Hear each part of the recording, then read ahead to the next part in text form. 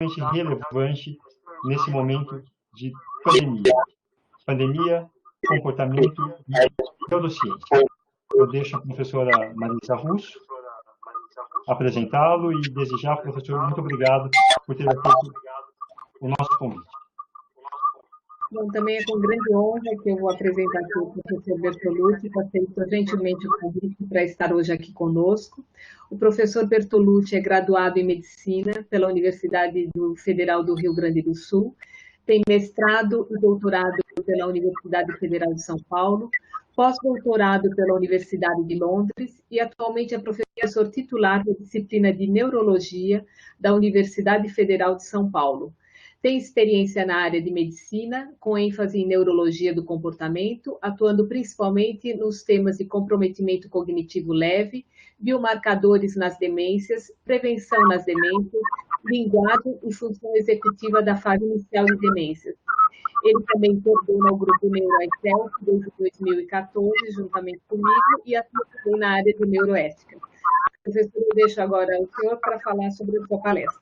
Obrigada. Marisa, bom, primeiro boa noite a todos. Eu queria agradecer a presença do que estão aqui nesse webinar. Queria agradecer a Marisa pela apresentação e queria dizer que essa apresentação ela estará sendo feita em homenagem a uma pessoa, como vocês saberão no final da apresentação. Particularmente a essa pessoa eu gostaria de homenagear. Eu devo muito a ela. O tema é meio amplo, no sentido de que que tem a ver, né, o vírus, comportamento e neurociências. Com neurociências, sem dúvida, o vírus afeta o sistema nervoso central. E o periférico também. Mas eu acho que não tem muita graça você falar as complicações neurológicas da Covid-19. Isso aí eu acho que não seria particularmente atraente. Aliás, existem vários vídeos sobre esse assunto disponíveis na net. Então, eu queria falar de alguma outra coisa. Eu queria falar de como essa pandemia atual afetou o comportamento. Eu queria começar pelo começo, como começou. Como começou? Começou da pior maneira possível, que é o inimigo invisível. Vocês estão vendo aí como isso foi anunciado pelo mundo afora, né? Toda a Itália está fechada. Primeiro caso de morte pelo vírus no Reino Unido e assim por diante. Esta é uma situação de particular tensão. As pessoas ficam amedrontadas. E aqui tem uma primeira coisa. Quando uma situação de crise se instala agudamente, o contrato social pode ser rompido. Isso significa que os comportamentos socialmente determinados podem não mais ser acatados. As relações podem ruir. Num certo sentido, se viu isso, por exemplo, aquelas notícias, eu acho que tem um vídeo, mas eu não vou mostrar aqui porque ele é um pouco longo, de uma altercação num supermercado, porque uma senhora pegou todas as garrafas de álcool gel que tinha ali para levar para casa. E isso aconteceu em vários lugares. Na realidade, se você olhar o último item aqui, olha, o funcionário de um supermercado foi baleado aqui no interior do estado por causa da briga pelo álcool gel.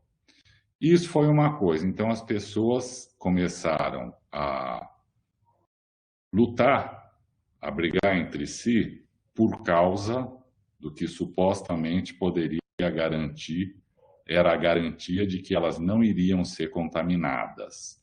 E isso levou a um colateral, que era onde estava isso aqui, onde estava disponível o álcool gel, ele foi, em alguns lugares, roubado.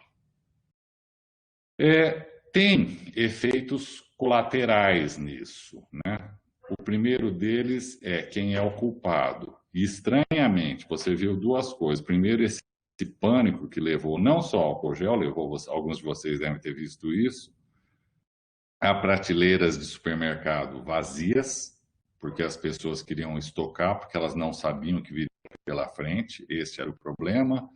E isso aqui que não foi uma única vez, mas é particularmente importante, que é a agressão a profissionais de saúde, como se eles fossem os culpados pela pandemia. Essa atitude não é muito racional, né? Essa atitude é uma situação limite. Na verdade, ela lembra a atitude de luta ou fuga. E aqui nós podemos entrar um pouquinho na neurociência disso, né? Que é, assim, o medo, a raiva, seja qual for o desencadeante emocional dessa reação de luta ou fuga, começa aqui na amígdala cerebral. Mas ela é comparada com experiências prévias, isso quer dizer área de memória, hipocampo, e, para nós, ela é modulada, felizmente. Isto significa que nós podemos viver situações de luta ou fuga sem perceber plenamente por que estamos passando por isso. Porque nós temos a modulação dessa reação por aqui, olha, pelo córtex órbito-frontal, que pode pesar do ponto de vista cognitivo e emocional, qual é a relevância daquela situação, quais as possíveis consequências e assim por diante. Quando não existe essa modulação, você tem um comportamento não controlado, um comportamento agressivo, o que, por sua vez, não resolve a situação.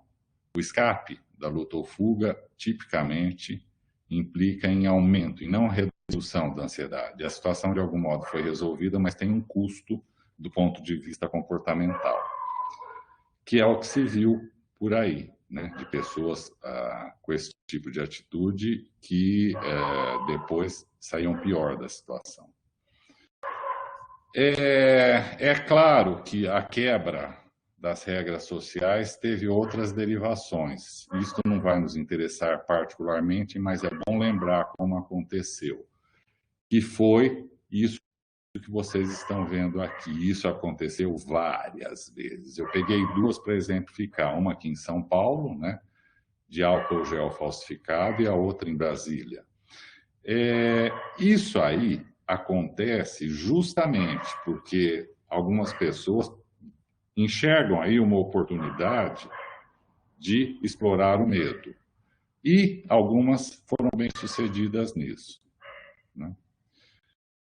Por outro lado, houve um decréscimo nos crimes mais graves. Eu peguei de novo dois exemplos, né? Teve furtos, principalmente ligados à pandemia, no início, hein? Estou falando do começo aqui, março, abril. Por outro lado, crimes mais violentos declinaram. E, curiosamente, em lugares menores, todos os crimes declinaram. Nas grandes metrópoles, nem tanto, até houve um aumento, pelo menos temporariamente. Aqui nós podemos pensar, mas isso é um comportamento típico dos desastres. Quando um desastre acontece, as pessoas entram em pânico, elas entram nessa situação de luta pela sobrevivência, e cada um por si, né? Na realidade, você tem duas coisas no pânico. Vamos admitir, você pode ter atos criminosos, mas você também vê aflorar a solidariedade. Se for possível, mais tarde eu queria voltar a esse ponto. O problema do pânico, como da pandemia, lá no início, é que ele acontece em massa. E esse em massa é alimentado por algumas coisas. A primeira delas é a percepção, que não necessariamente corresponde à realidade, da gravidade da situação. O que eu estou dizendo para vocês é: a situação é grave, mas você pode não estar enxergando adequadamente quais são os pontos onde ela realmente é grave. Por outro lado, ajuda muito o pânico a sensação coletiva de impotência e o isolamento social. Infelizmente, esses dois pré-requisitos para pânico em massa foram plenamente cumpridos durante a pandemia. Agora, isso acontece sempre. Vamos pegar alguns exemplos de situações de desastre e ver como é que as coisas aconteceram.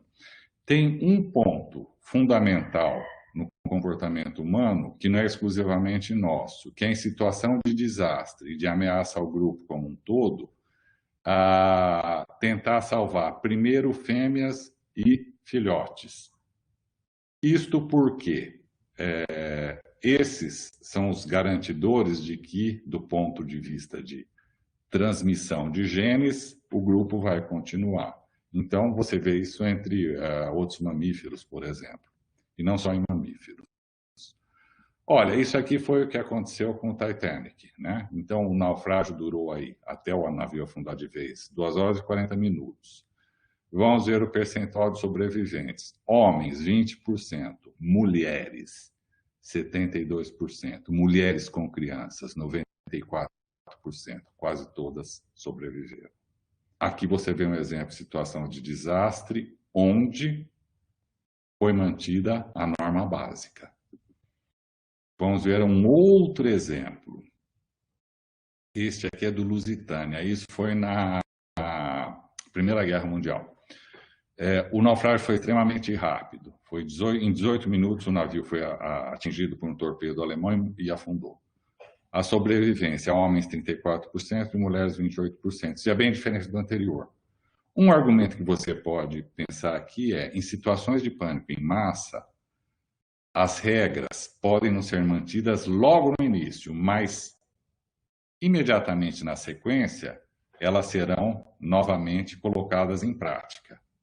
Ou, colocando de outra maneira, se o Lusitânia tivesse afundado mais lentamente, isso teria sido diferente. Essa proporção aqui teria sido diferente. Vamos ver ainda um outro exemplo, o Estônia. O Estônia afundou no Mar do Norte em 1994. Foi um dos piores desastres no Báltico, desculpem, que aconteceu. O naufrágio foi rápido, 50 minutos, mas já é um tempo maior, porém, claramente, poucas pessoas sobreviveram. Foi uma tragédia de fato. Mas vocês estão vendo que a proporção não foi a mesma. Porém, tinha duas coisas. O naufrágio aconteceu porque o tempo estava muito ruim. O navio, ele não afundou, assim, ele virou de lado. Então, tinha objeto voando e tudo mais, né? E o navio se movimentava violentamente, apesar de estar abaulando, porque o mar estava muito agitado. Nós podemos pensar assim, as regras se mantêm desde que não tenha o contexto, neste caso o mar, a posição do navio assim por diante, não sejam muito ruins. Não, esse foi um argumento para justificar essa proporção aqui. Então, vocês estão vendo que em desastres semelhantes no sentido de traição, naufrágios, a regra social, pegando como regra social isso, mulheres e crianças primeiro, foi variavelmente mantida, dependendo de outras condições, por exemplo, do tempo, da condição e assim por diante. Agora, como é que nós podemos pensar nisso em termos de pandemia? Aí nós temos que ir num outro ponto. Num naufrágio, você está vendo o navio afundando, você sabe o que vai acontecer. Você pode saber, e seria aconselhável, o que fazer e assim por diante. Tem situações onde o ataque é inesperado, você não está vendo a água entrar. Eu vou pegar 2 exemplos. Um é dos ataques aéreos, por exemplo, Londres na Segunda Guerra, ou de armas químicas, por exemplo, o que aconteceu no metrô de Tóquio. Quando situações desse tipo acontecem, a chance de que se mantenha alguma ordem no comportamento é muito menor para as armas químicas. E a razão é simples. As bombas, de um modo ou de outro, podem ser localizadas, no sentido de ela explodiu aqui, ou ela está caindo e assim por diante. Com arma química, como se viu, e não só no metrô de Tóquio, você pode já estar sendo atacado e você não sabe. E isso lembra tremendamente uma coisa, que é a da pandemia. O inimigo não está localizado.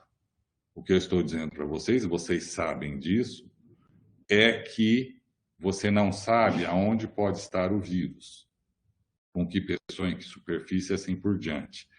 Nesse sentido, você tem alguns problemas. O primeiro deles, não se sabe o que pode garantir que o vírus não vai atacar. Você sabe que usar máscara e manter distanciamento social diminui suas chances. E isso pode melhorar a moral e restabelecer as regras sociais. Por outro lado, você não sabe quem pode estar contaminado e assintomático, por exemplo. E este é um ponto particularmente importante, você não sabe como é que vai acabar. Nós não sabemos quando isso vai acabar, né? E nesse sentido, pode ajudar você a tomar as medidas de prevenção cabíveis. Isto pode melhorar a situação de pânico. E é o que a promoção, por exemplo, de use máscara, não saia de casa a não ser que seja necessário, assim por diante. Isso pode ajudar a conter as alterações de comportamento da população. É claro que não tem nenhuma garantia aqui. Essas coisas são variáveis de pessoa para pessoa. O fato é, o isolamento funciona. Eu não vou discutir aqui, porque tem pessoas que juram por Deus que não funciona, ou funciona, mas o custo é muito maior, porque a economia, etc. Não vou entrar nesse debate, eu vou pegar o isolamento em si, que foi o passo seguinte. O isolamento foi bastante variável de país a país, dentro de cada país e até dentro de cada cidade. Você pode dizer que em alguns lugares não houve um isolamento de fato, um lockdown total. Aqui no Brasil, por exemplo, isso nunca chegou a acontecer em lugar algum. Esperou-se que a população fizesse a sua parte. Alguns fizeram, outros não. Nesse sentido, supondo assim, que foi o que aconteceu, que a maior parte da população se isolou, né? Você tem um problema, né? Você teve um desastre, e quando acontece um desastre, justamente neste momento, você precisa de conexões sociais. Isso quer dizer não só a sua família, como seu grupo, a sua comunidade. Eles é que vão te dar condição para isso aqui, para você ser capaz de voltar ao seu estado anterior. Em outras palavras, você ser capaz de resiliência. Com o isolamento social, justamente este ponto aqui ficou comprometido, porque você não podia contar, pelo menos contar da maneira como estávamos habituados, com este suporte de grupo, de comunidade. Na realidade, você não podia contar com o mesmo suporte, até mesmo dentro da sua família, dependendo de como a sua família fosse. A dureza aí é que o contato social é essencial. Na verdade, ele não é uma exclusividade humana. Eu peguei como exemplo os babuínos. Os babuínos, vocês estão vendo um exemplo aqui, eles têm isso. As pessoas pensam que eles estão catando piolhos, e algumas vezes eles estão, mas não só. Isto aqui não tem só uma função pragmática de pegar piolho. Ele também tem uma função de contato social, ainda que não haja piolhos ali. E isso deve ser importante, porque eu peguei só um dos estudos, tem mais de um e tem com outros primatas também.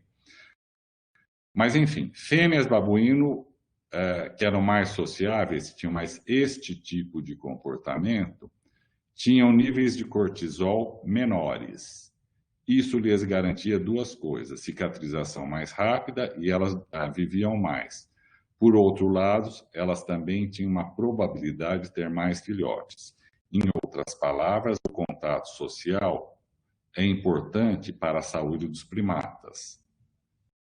E ele foi subitamente cortado no isolamento. O contato social é mais importante do que pode parecer. Eu peguei um outro exemplo, para não ficar nesse viés de primata, nos camundongos, nos ratos.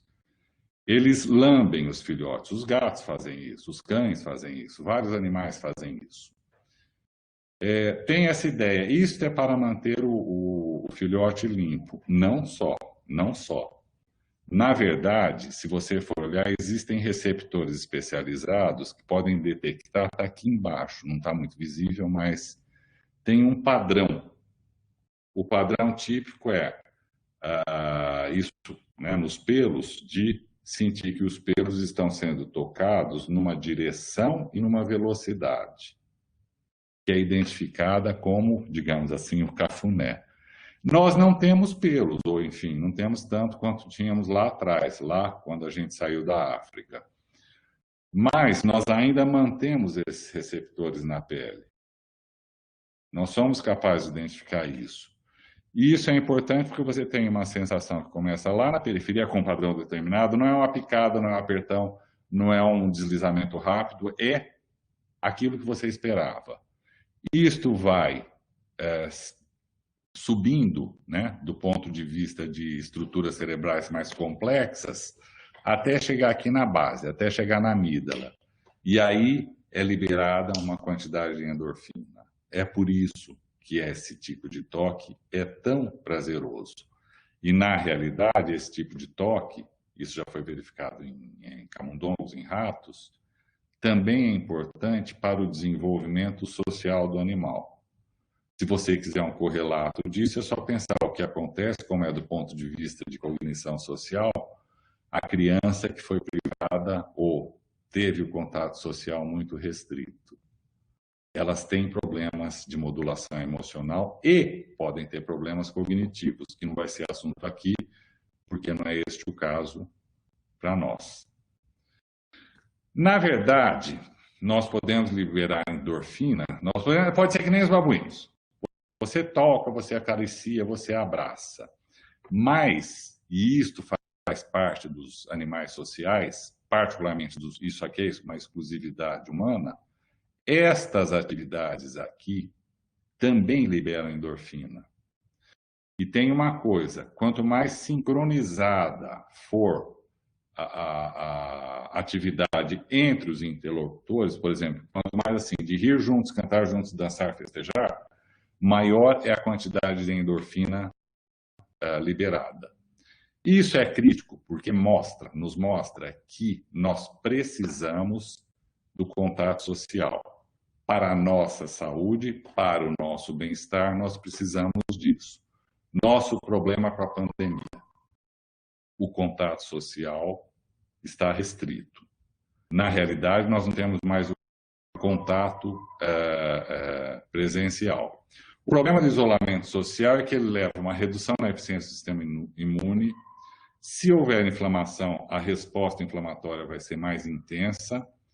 E você vê uma maior variabilidade, um menor ajuste em alguns marcadores, por exemplo, frequência cardíaca e pressão arterial. Por outro lado, quando existe isolamento social, o índice de massa corporal aumenta, o que não é exatamente o melhor para a saúde de ninguém. Tem um argumento, mas isso ainda está por ser determinado, é possível que até o final da pandemia consigamos chegar a alguma coisa, de que, na realidade, para os humanos, como tem aquelas outras atividades que eu mostrei, que não são físicas, que o contato virtual não é tão ineficiente assim. Na realidade, ele pode ser bem eficiente, que é o que vocês estão vendo aqui, olha, nesses paralelos aqui. Isso poderia nos fazer entender por que tantas pessoas estão promovendo festas virtuais ou atividades virtuais em conjunto. Vocês devem ter visto uma pilha de vídeos de músicos ou de bailarinos e assim por diante, que fizeram vídeos, cada um na sua casa, mas aí é que está, mas todos juntos. O todos juntos agora vocês estão entendendo. É porque isso, do ponto de vista biológico, faz sentido para o bem-estar da pessoa. É assim. Isso, num certo sentido, é uma boa notícia, porque significa que o contato virtual também pode ter efeito. E isso poderá ter consequências no futuro. O problema aqui é que, com o isolamento e mais as medidas, nós passamos a viver uma outra realidade. né? Então, a nossa realidade foi aquele mantra, fique em casa, home office. Isso foi problemático, porque os espaços costumavam ser divididos. O que eu estou dizendo para vocês é, esta sala é o meu trabalho, já aqui é a minha casa. Neste momento, ops, aconteceu algo aqui.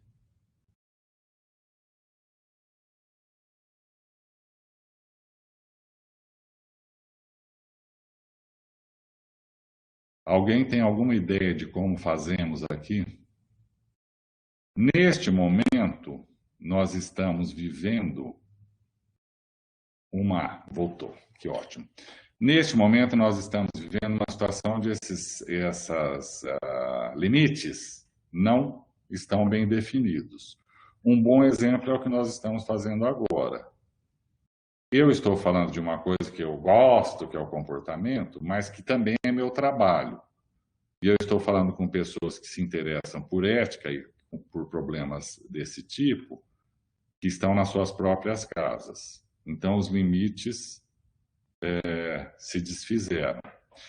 O problema disso é que você, quando tem a separação, quando você sai do seu trabalho, você sai pensando, é hora de ir para casa, e eventualmente, dentro de um período X, chegarei em casa, eu estou em outro espaço. Agora, não. O estar trabalhando ou estar em casa são poucos passos. Algumas vezes, na verdade, é nenhum passo, é só você mudar a atividade. Então, você estava no trabalho e você mudou a atividade e você está em casa, né? Você pode tentar estabelecer assim, deste limite aqui, eu estou dizendo, desse limite em diante é meu trabalho. Agora, meu escritório é aqui. Ponto. Não funciona. Porque os estímulos não vão olhar para a linha que você traçou e respeitar. Isso é uma coisa. A segunda coisa é esta aqui. A convivência prolongada. Isso levou a atritos familiares. As pessoas que conviviam razoavelmente nos horários de casa, mas tinham seus horários de trabalho, passaram a conviver o tempo inteiro. E isso gerou um certo desgaste. Mas tem uma outra coisa, e essa é surpreendente. Isso aqui foi uma pesquisa do Valor Econômico. Sobre jovens, foi feito em São Paulo, né? Que 73% dos jovens acham assim, eles não ligam de trabalhar em modo virtual, no home office, mas eles gostariam de pelo menos alguns dias de ir até a empresa onde eles trabalham. Isso é surpreendente, porque esses jovens estão familiarizados com os meios virtuais, pelo menos mais do que pessoas mais velhas. Então, se supunha que eles fossem aceitar melhor a ideia. Na verdade, o argumento deles é este aqui, o principal. Assim eu fico trancado em casa, né? Tinha outros, né? Que era assim, eu tenho que usar o meu equipamento, não da empresa, ou eu não tenho aquilo que eu tinha falado, eu não tenho limite, isso aqui é minha casa, isso é meu trabalho. Paradoxalmente, nas pessoas mais idosas, que não jovens, adultos, meia-idade, o percentual dos que gostariam de pelo menos alguns dias na empresa cai para 43%.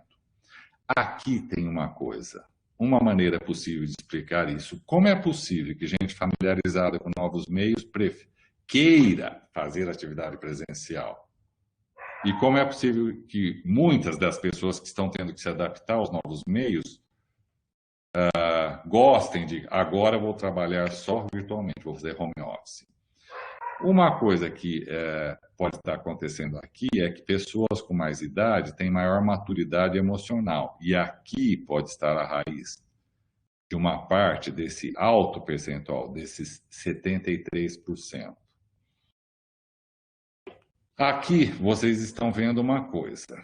Primeiro, isto aqui, esta fotografia não é por acaso. As pessoas de meia idade estão com máscara. E os jovenzinhos aqui atrás, não. Aqui tem uma coisa. Como vocês sabem, o homem, do ponto de vista de proporção entre tamanho de lobos frontais e o restante do encéfalo, tem os lobos frontais maiores em toda a criação. Mas esses lobos frontais, eles amadurecem tardiamente. Isso aqui é uma sequência de amadurecimento que vocês estão vendo, né? Desde lá dos 5 anos até os 20, 25. Olha aqui, ó. O que você pode concluir é que você só vai ter a plena maturidade no final da adolescência. E isso tem uma implicação. Os lobos frontais dos seres humanos, eles são o que media as interações sociais e os comportamentos. E isso, sendo uma coisa muito complexa, precisa de um treinamento. O treinamento significa exposição a diferentes situações e o saber como se comportar ou saber como reagir. Isto significa que, para um jovem, esse tipo de interação é maior, a necessidade é maior do que para um adulto, uma pessoa de meia idade. Ele ainda não aprendeu plenamente, ele recém completou a maturidade dos lobos frontais. Isso explica porque adolescentes e adultos jovens precisam de tanta interação. Não é porque eles são baladeiros. Eles precisam ser baladeiros no sentido de conviver para aprender como é que se faz, aprender a lidar com situações progressivamente mais complexas. Não tem outro modo. Isso é o que leva a essa necessidade. E isso é que pode explicar por que os jovens estão tão resistentes a home office integral e respeitam menos as regras de segurança, porque eles foram pegos no momento em que era particularmente importante a convivência. E aqui vamos passar ao auge da pandemia. Aqui nós vamos ter problemas de vários tipos. É claro que a situação de isolamento, de você não ter mais a distinção entre trabalho e casa, e principalmente você não saber se naquele momento exato você está ou não exposto a uma doença que pode ser potencialmente letal, gerou depressão e ansiedade, e não foi pouca. Eu não sei se é visível para vocês aqui, mas isto aqui isso foi feito lá na China, né? Logo depois do início da pandemia e do lockdown. Você vê que não tem muita diferença entre homens e mulheres, mas que a prevalência de depressão é alta. Ela é mais alta em profissionais da saúde, mas também atinge significativamente o pessoal que dá o suporte, por exemplo, de administração e mesmo de outras profissões. Isso quer dizer que esta situação de crise teve um custo do ponto de vista de saúde mental, pela própria situação, o inimigo invisível, o perigo de vida, as mudanças nos padrões de como viver, como é o dia a dia. E isso trouxe ainda uma outra coisa, que foi a volta de uma velha praga. Como vocês sabem, houve uma inundação de trocas de acusações. A mais famosa, eu acho que todos vamos concordar, é a de que, não preciso dizer quem começou com isso, ou pelo menos divulgou amplamente, porque está aí no slide, é a de quem chamou o coronavírus de o vírus chinês, né? Por outro lado, os chineses também replicaram, dizendo que o vírus, na realidade, se originou nos Estados Unidos.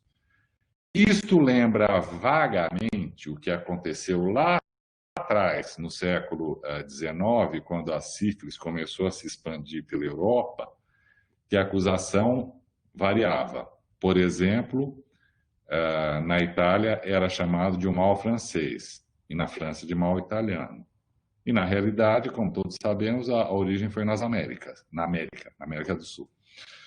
É claro que isso levou também a teorias conspiratórias, como esta aqui, que deliberadamente a China tinha plantado o vírus para desorganizar a economia mundial, para se tornar a primeira potência. Aqui você está vendo um refinamento. Nós já não estamos mais falando de uma situação de luta ou fuga ou de preocupação com a própria vida. Nós estamos expandindo os efeitos, os impactos do vírus. Porque para isso ter tanta circulação, é necessário encontrar uma população receptiva. E é claro, nós também não fomos poupados disso, eu não preciso detalhar. Não está muito claro aqui, mas justiça seja feita. Esse tipo de coisa em particular aconteceu dos dois lados. De um lado, dos defensores da cloroquina, né, que a cloroquina cura, e do outro lado, dos defensores que a cloroquina mata. Tanto isso foi tão pervasivo, como uma coisa pelo viés ideológico, que tem isso aqui, que foi publicado no Estadão, né? O uso da cloroquina polariza os candidatos para as futuras eleições no interior do estado de São Paulo. De um lado, os que dizem que cura e que muitas vezes poderiam ter sido salvos e assim por diante, e do outro lado, os que dizem ela mata, ela causa arritmia, ela não presta para nada. Aqui vocês estão vendo um derivado da pandemia, que é a descrença na ciência. Ninguém se deu ao trabalho de olhar o que diziam as pesquisas sobre a cloroquina. E o que elas disseram, no final das contas, foram duas coisas. Os dois lados estão desautorizados. É claro que ela tem efeito colateral. Você tem que levar isso em consideração. Os efeitos colaterais, quando o uso é controlado, são muito pequenos. Os riscos são muito pequenos. Por isso que ela é usada em diferentes situações. Então, desse lado não tem razão, que mata. Mas tem razão num ponto, ela não faz diferença. E do outro lado, é claro, está errado totalmente. Ela não vai salvar ninguém. Ela não salvou nenhuma vida realmente. Nada disso foi demonstrado. Mas, quando você abandona a ciência e começa, por exemplo, a tratar uma medicação via um viés ideológico, é assim que você acaba, porque vocês estão vendo aí no slide. Isso aí realimentou uma coisa que é a divisão, nós e eles. Então, nós sabemos que o vírus é chinês. O eles é que todo o restante que não acredita nisso. Nós sabemos que a cloroquina salva. Todos os restantes são eles. Ou nós sabemos que a cloroquina mata. Todos os restantes são eles. Isso lembra vagamente, eu peguei aqui cartazes da Segunda Guerra Mundial. Isso leva, o eles tem que ser caricaturado, que é o que vocês estão vendo aqui. Não por acaso, né? Esta era a maneira pela qual os americanos deveriam olhar os japoneses. Esta é a maneira pela qual os alemães deveriam olhar os judeus.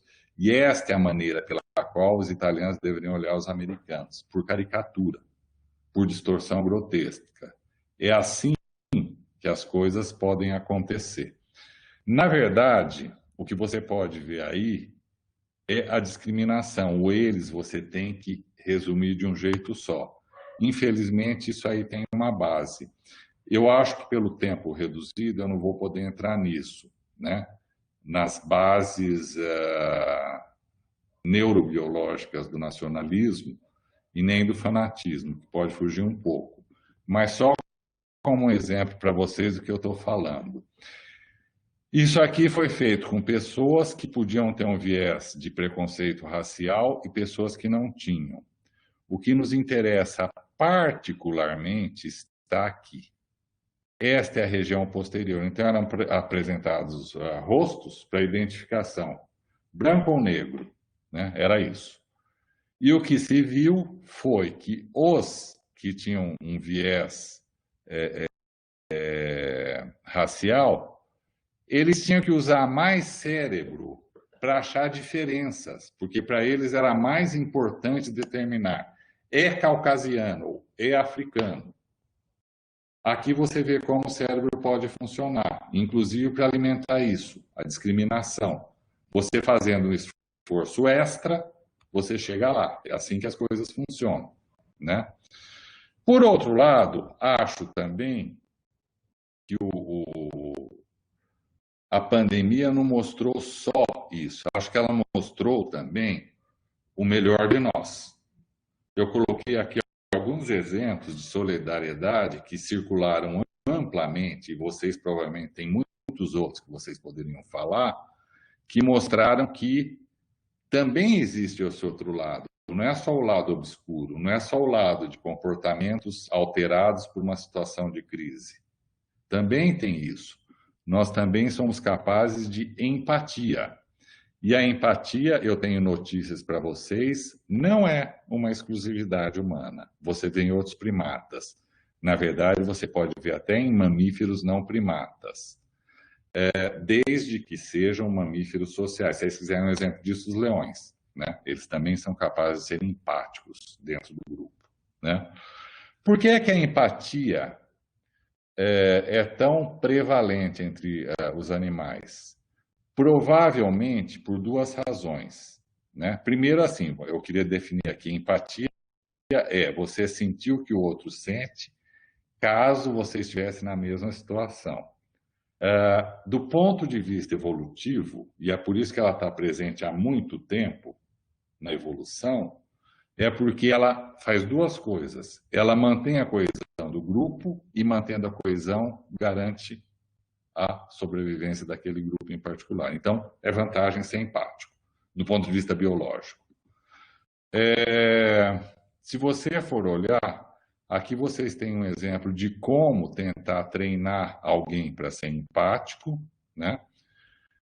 E aqui vocês estão vendo como é que funciona o cérebro. Isso aqui é em ressonância funcional. Isto aqui é numa situação de dor. Numa situação de empatia, aqui a situação de dor ativa córtex sensitivo. É por isso que tem essa iluminação aqui.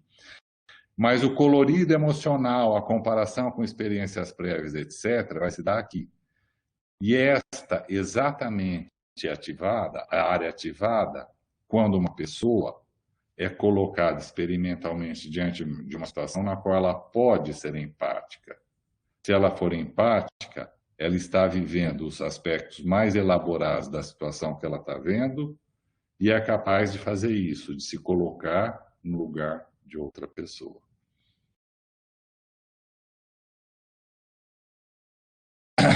Aqui, você está vendo, então, você ativa a amígdala, você ativa o hipocampo e você pode ativar áreas frontais, que vão te dar o julgamento se você deve ou não ser empático.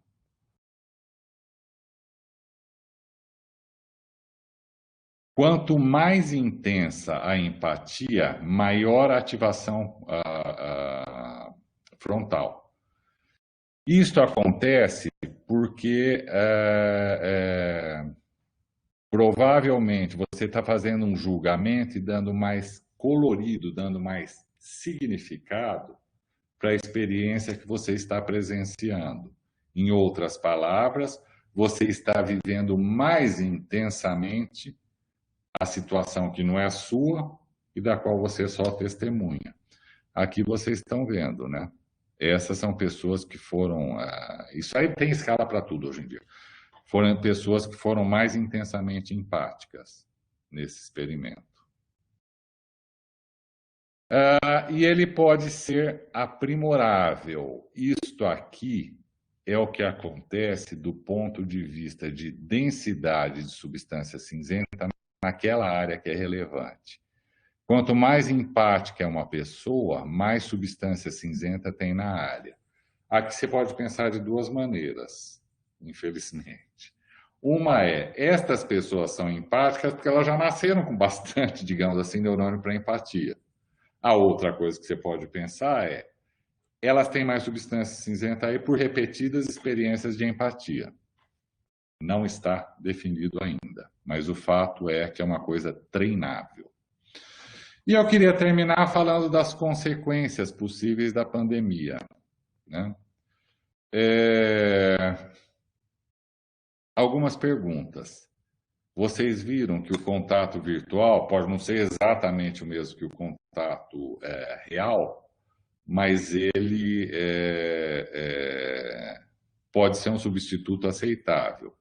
A pergunta que pode surgir é, sendo isso melhor aceito, novas formas de trabalho poderão dar mais ênfase a atividades virtuais?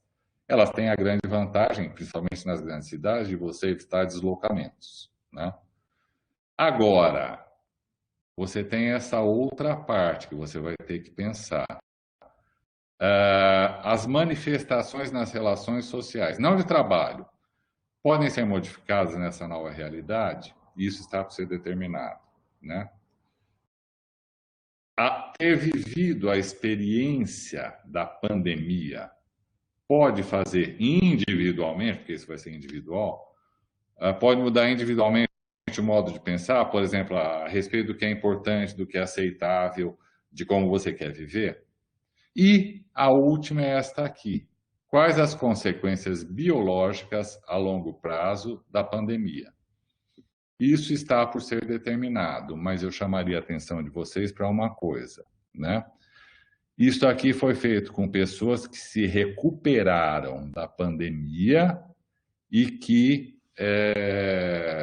foram testadas, em média, 3 meses depois da recuperação. 3 meses depois, elas tinham um desempenho cognitivo, particularmente em relação à velocidade de processamento, que era menor do que das pessoas que nunca foram afetadas. Ainda está por ser determinado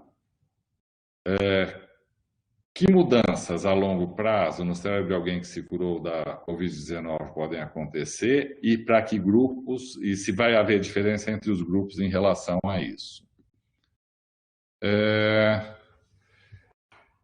Isto aqui mostra que você pode ter uma mudança não só cognitiva, mas também uma mudança estrutural. Olha, isto aqui foi baseado em ressonância. Infelizmente, o que você vê aqui é que a mudança estrutural aconteceu nos hipocampos, isso pode significar memória, mas aconteceu também na ínsula, que está envolvida nos processos de cognição social, e no giro do cíngulo, que também está envolvido nos processos de cognição social e de tomada de decisão. Não podia ter piores áreas para ser afetado. E aqui a ressonância daquelas pessoas, mostrando áreas que foram mais, tiveram uma redução e áreas que tiveram aumento. O aumento aí pode ser compensatório, mas isso também está por ser determinado. Nesse sentido, então, nós podemos concluir que a pandemia forçou novos métodos de trabalho, isto acontece em situação de conflito. Eu poderia ter colocado naqueles pôsteres da Segunda Guerra os conclamando as mulheres ao trabalho. Subitamente, pela necessidade, se descobriu que as mulheres não precisavam ser obrigatoriamente donas de casa e mães. Foi espantoso, mas se descobriu que elas podiam trabalhar nas fábricas. O problema foi, depois que a guerra acabou, quando elas foram solicitadas a voltar para casa, elas falaram, muitas falaram, não, eu vou continuar trabalhando. O que mostra o que a gente já sabe. As situações de conflito, elas disparam mudanças que já vinham se acumulando e ainda não tinham chegado num ponto de eclosão. A pandemia trouxe à tona, a meu ver, o melhor e o pior de nós, né? No sentido de que você viu, né, conflitos ideológicos, viu situações de pânico e assim por diante, mas também trouxe o melhor de nós. As mudanças que ela trouxe, por exemplo, em termos de relações sociais e de trabalho, de convivência, podem, isso está para ser determinado, é claro, pelo menos em parte se manter. E é claro, nós vamos ter que avaliar as consequências biológicas a longo prazo disso, como vocês viram naquele último slide.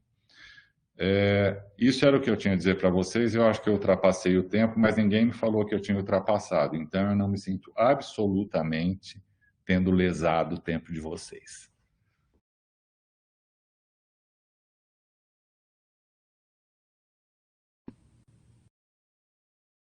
Não lesou o tempo, não, Paulo. Eu acho que a gente queria ouvir mais de todos aqueles detalhes sórdidos que você não teve tempo de colocar, que eu acho que são dados muito interessantes, instigantes, e o pessoal aqui nas questões também já está mandando, primeiro, muitas congratulações, parabéns por o Marco Antônio Bessa, diz parabéns pela excelente exposição. E ele coloca uma pergunta, se a grande diferença das epidemias anteriores é a presença das mídias sociais que potencializaram os estímulos para os conflitos, dúvidas e notícias mentirosas. Gostaria de seus comentários do impacto dessas redes sociais no comportamento da população. E também tem vários outros parabenizando, show de bola, perguntando se a aula vai ser gravada. Sim, está sendo gravada, será disponibilizada no nosso site do IAEC, né? E tem uma pergunta também do professor Tiago, tendo em vista que a neurociência estuda as ações baseadas nas sinapses cerebrais confirmadas e testadas, é possível dizer que a neurociência é a ciência exata do comportamento humano? Essas são duas primeiras perguntas para aquecer aí o debate.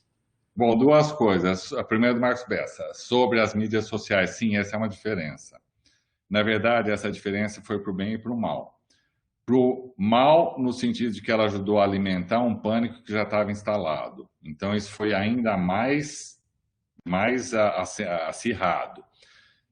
Mas isso, a meu ver, não foi o pior. O pior foi na sequência disso, que é uma coisa perigosíssima, a meu ver, mas isso pode ser pessoal, que é a discussão sobre pegando simpatias ideológicas ou simpatias de grupo, ou o que você quiser, para ignorar a ciência e tomar atitudes. Por exemplo, em relação a prevenção, em relação a tratamentos, coisas assim. A uma certa altura, era uma discussão entre grupos antagônicos sobre questões técnicas. Eu, ingenuamente, achava que questões técnicas deveriam ser discutidas por técnicos, mas parece que não, viu? Parece que, ideologicamente, isso não sei porquê, me lembra vagamente o livrinho vermelho do presidente Mao, que supostamente curava a doença mental. Bastava você ler que você resolvia esquizofrenia. Quando você... Ou Auschwitz, os experimentos de genética, de eugenia em Auschwitz. Quando você abandona a ciência em troca de convicções, as coisas podem acabar desse jeito medonho. E as mídias, nesse sentido, não ajudaram muito. A voz da razão ficou calada. Isso sim, eu acho que alimentou. É só você comparar, pegando o que é mais próximo, que foi aquela pandemia da gripe espanhola, que foi também medonha, eram outros tempos em relação a isso tudo, mas não houve isso, não houve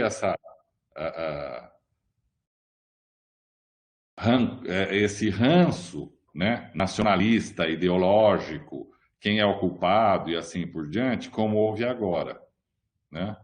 Eu tenho certeza, eu não fui investigar especificamente, eu tenho que te dizer isso. Mas eu imagino que profissionais de saúde, por exemplo, não foram agredidos durante a pandemia da gripe espanhola. Isso é uma coisa. Agora, sobre a neurobiologia, a ciência exata do comportamento, não. Ela pode ser a ciência exata para comportamentos mais simples. Quanto mais complexo um comportamento, e aí você pode colocar alguns, eu vou falar um pouquinho disso em seguida, só para responder a sua pergunta, mais variação você vê no grupo de pessoas que você está estudando. Mas, de fato, você pode encontrar correlatos que valem para grupos em relação por exemplo, a capacidade de perdoar. ou porque somos empáticos, ou porque as pessoas preferem ser felizes, e assim por diante. Você pode identificar essas bases, mas a dureza aí é outra. Tiago, a dureza aí é que tem muita variação individual.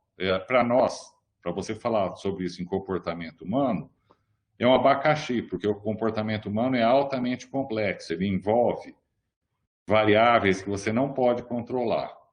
E, sinceramente, eu acho isso uma sorte, porque se fosse todo mundo igual, de boa, a vida seria uma chatice. Agora, tem alguns comportamentos, um dia desse a gente pode falar disso, que é um alívio você saber que são assim. Se você quiser um exemplo, o racismo é uma doença o fanatismo é uma doença neurológica. Quando você descobre, você estuda, você vê, é mesmo, isso te dá um alívio, porque aí você sabe como lidar com fanáticos. É maravilhoso, eu te garanto. Vai ver, essa é uma das razões de eu trabalhar com comportamento. Muito obrigada, Marisa. Professor, eu vou fazer uma pergunta, mas eu não sei se ela já foi respondida, porque eu estou com problema de conexão e eu vou e volto, perdi muita coisa da sua palestra e das perguntas. Eu gostaria de saber se, né, porque o senhor falou em várias condições, quer dizer, a questão da cultural, a questão neurológica, a questão psicológica, para você seguir ou não as regras, né, do confinamento. E eu queria saber qual é a proporção, se a gente tem um estudo que mostra qual é a proporção do cultural, do neurológico em cima das crenças, né, porque a gente tende a acreditar nas fake news mais do que nas notícias que não são fake news. Existe uma porcentagem entre saber nature e nurture, né? Na verdade, é a pergunta que todo mundo quer saber, mas qual é a porcentagem, o que a gente descontaria nesse comportamento das pessoas que mundialmente foi tão difícil e tem sido tão difícil elas acreditarem, né, na Covid, seja pela parte psicológica, neurológica que o senhor falou, ou da cultural. Então, não sei se já foi respondido. Posso só emendar uma pergunta que eu acho que a resposta é muito correlata, que é a questão, como que você vê isso em relação à questão do negacionismo? Que tipo de mecanismo, se é um mecanismo de defesa ou é uma questão de maturidade, como acontece, por exemplo, com as pessoas que simplesmente optam por não acreditar nisso? Como é que, eu acho que emenda um pouco com a pergunta da Marisa. Então, só sobre a pergunta da Marisa. A Marisa, isso aí não vai ser, acho eu, não vai ser possível comparar, porque, por exemplo, se você fosse pensar, o uso de máscara tem a ver com o grupo ao qual a pessoa pertence, a dureza disso, para você comparar, por exemplo, diferentes países, é que o isolamento não foi feito da mesma maneira em todos os lugares. Um bom exemplo disso se você quiser exemplos extremos, na Suécia houve uma recomendação sem obrigação. Na China foi compulsório. Um regime que controla rigorosamente pode fazer isso, né? Ele pode colocar lá, você vai usar este aplicativo e nós vamos te seguir. A vida é assim, ponto, né? Mas aí você está vendo culturas que não é nem porque um é chinês ou outro é sueco, é culturas assim, onde a própria estruturação da sociedade é diferente. Então, você não tem como comparar. E se você for olhar por aqui, o que teve foi mais uma adesão condicionada a nível educacional. Mas aí você tem uma variável. O nível educacional também pode determinar o nível social. E aí você entra numa coisa que você precisa reconhecer, que isso é verdade, não é nenhuma demagogia. Para algumas pessoas, não tinha essa opção de ficar em casa. Elas tinham que todos os dias ganhar a alimentação daquele dia. Então a escolha para algumas, era ou come ou ir para a rua. Então você não tem como fazer essa comparação, né? Sobre o negacionismo, Maria Lúcia, eu acho que nós estamos vivendo tempos bem perigosos, porque o negacionismo você pode encarar de duas maneiras, dependendo de quem nega. Algumas pessoas negam por uma convicção, digamos assim, ideológica. E aí, roda a roda, a gente cai nessa praga que é o fanatismo, né? Se o líder falou, não tem problema, o fanático esse é um dos critérios para você dizer que uma pessoa é fanática. Ela não contesta, ela aceita. Ela, aliás, esse é o único conforto que ela tem na vida, é transferir para outra pessoa, decidir o que é certo e o que é errado. Olha que conforto, você se livra de seus dilemas morais. É claro que tem custo, né? Agora, isso é uma vertente. A outra vertente, se você for olhar, num certo sentido, é meio ligada, assim... Você imaginava mesmo que no século XXI nós iríamos ver terraplanistas? A dureza disso é que pode ter um custo. Eu espero que não, eu imagino que não, porque as estruturas, né, as instituições são mais sólidas, mas a descrença na ciência, o repúdio à ciência, nos levou à Idade Média, ao final da civilização clássica, a Idade Média, que não dá para dizer que foi o melhor dos períodos desta vida. Mas olha o risco, olha o risco. Aí é que está professor, coisas possíveis aí. Obrigada. Eu gostaria de continuar um pouquinho nessa toada que Marisa e Malu trouxeram, nesse binômio natureza-cultura, ou determinismo-liberdade, enfim, esse binômio pode receber denominações diversas. Na sua observação, feita agora há pouco, quando comparou duas culturas diferentes, né? Então, eu perguntaria, a partir daí, se culturas diferentes poderiam, tendo em mente o que havia dito, que há um percentual que, digamos assim, é determinado e o outro percentual é cultural, ou está no âmbito da liberdade, em culturas diferentes, poderíamos ter essa parte que estaria no registro do determinismo variando? Sim. Ou seja, o elemento cultural pode levar a isso? Não, no determinismo, não. O que você pode pensar é uma outra coisa. Você tem, se você for pegar, por exemplo, psicopatas, eu penso em distúrbios mentais porque é onde isso é mais aflorado. Pessoas com distúrbio bipolar e assim por diante, elas têm a mesma base biológica, mas isso pode variar de cultura para cultura, de acordo com a continência de grupo. Quando um grupo é muito continente, só os casos mais graves é que vão, de fato, se manifestar. Aí você pode pensar, eles são tão determinados biologicamente que a continência de grupo falhou. Por outro lado, em grupos onde a continência não é tão rígida, mesmo casos mais leves, comportamentos, eu falei de comportamentos, também pode aflorar. E é claro que, assim, de boa, de um modo geral, todos nós dividimos os mesmos determinismos biológicos.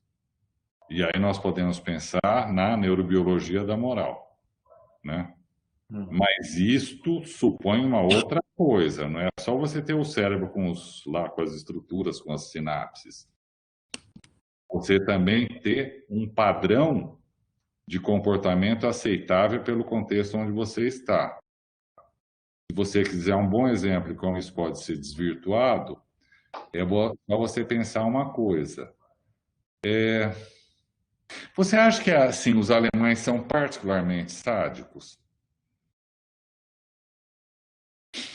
Não. Nem eu. Nem eu.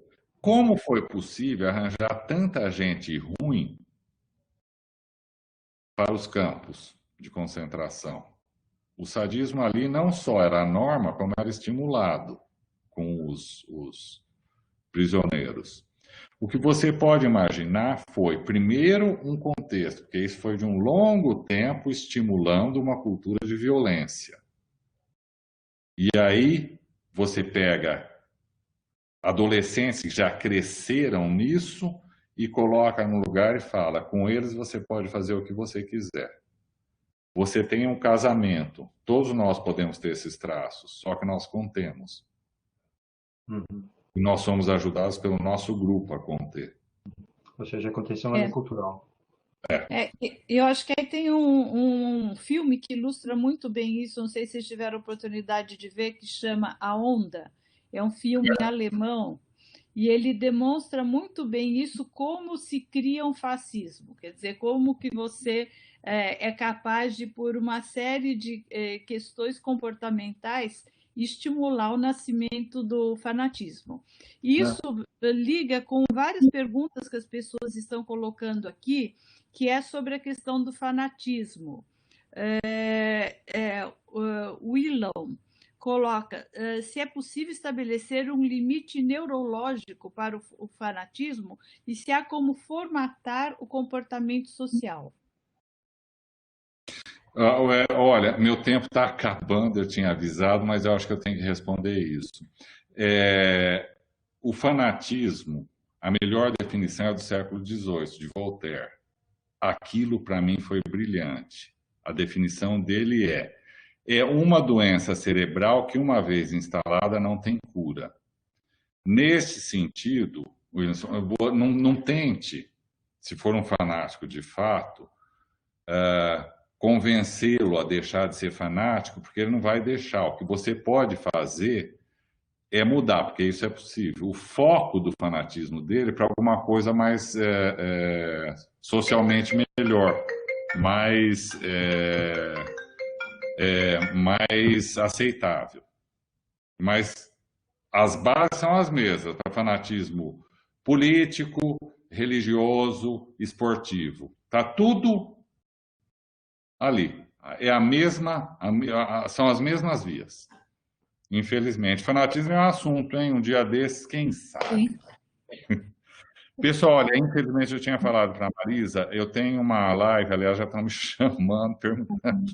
Eu estou vivo e faço bem. Eu adoraria continuar. Um dia desses a gente podia continuar. Mas, infelizmente, eu vou... Sobre as perguntas, se for o caso, eu acho que depois do dia repassar eu tento responder. Tá ótimo, então. Muito obrigada, gente. Vamos contar com isso e colocamos as respostas no nosso chat juntamente com o vídeo. Muito obrigada pela tua disponibilidade e a gente vê que foi um grande sucesso e despertou muito interesse e queremos mais. O comportamento humano é uma coisa de louco, sem trocadilho. Olha, uma boa noite para vocês, até uma próxima. Obrigado, professor. Muito obrigada. Obrigada. Até mais.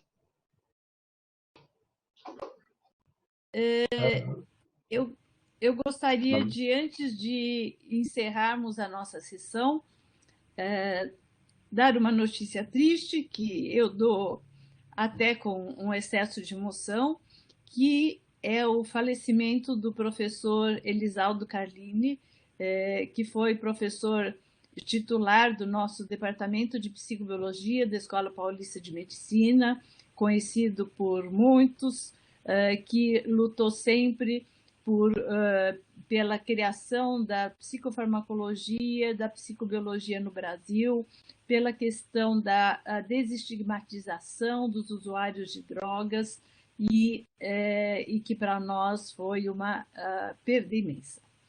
E em homenagem a ele, nós estamos já articulando, num dos nossos próximos webinários, trazer um dos seus orientandos mais ilustres, o professor Sérgio Tufik, também, que foi professor titular do Departamento de Psicobiologia, para compartilhar conosco e celebrarmos a vida do professor Carlini, enquanto lamentamos sua perda. Muito obrigada e boa noite. Ivo? Marisa, gostaria de falar alguma coisa sobre o professor Carlini? O microfone está desligado, desculpa. Lamentar juntamente com todo mundo a morte do professor Carlini, que também foi meu professor, um exemplar pesquisador, um exemplar professor, um modelo, e lamentável, uma perda irreparável, mas eu acho que, como a professora Maria Lúcia disse anteriormente, ele deixou um grande legado, né? Tanto como pessoa e como cientista. Então, só isso. Muito provavelmente, como disse a professora Maria Lúcia, dia 7 de outubro, então muito em breve, faremos, que é uma quarta-feira, nesse mesmo horário dos nossos webinários, uma homenagem ao professor Carlinho. Na próxima semana, vamos receber o professor Sérgio Adorno, que vai tratar, de uma maneira geral, do assunto pandemia e violência. Uma boa noite a todos.